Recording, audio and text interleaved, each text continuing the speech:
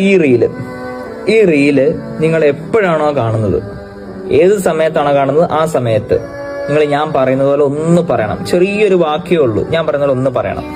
അതായത് പറഞ്ഞോ, സുബ്ഹാനല്ലാഹി വബിഹംദിഹി. എന്താണ്? സുബ്ഹാനല്ലാഹി വബിഹംദിഹി. ഇത്രേ ഉള്ളൂ.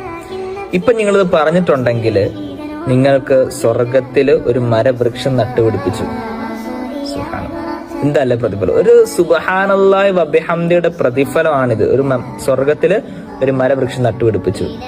ഇനി നിങ്ങൾ ചെയ്യേണ്ടത് എന്താണെന്ന് വെച്ചാല് ഈ റീല് മറ്റൊരാളിലേക്ക് എത്തിച്ചു കൊടുക്കുക. അടുത്ത നന്മയ്ക്കുള്ള വഴി പറയുന്ന ഈ റീല് മറ്റൊരാളിലേക്ക് എത്തിച്ചു കൊടുക്കുക. അവൻ ചിലപ്പോൾ നമ്മൾ ഒരു സുബ്ഹാനല്ലാഹി വബിഹംദിയെ ചൊല്ലിയെങ്കിൽ അവൻ ചിലപ്പോൾ 10 എണ്ണം ചൊല്ലും.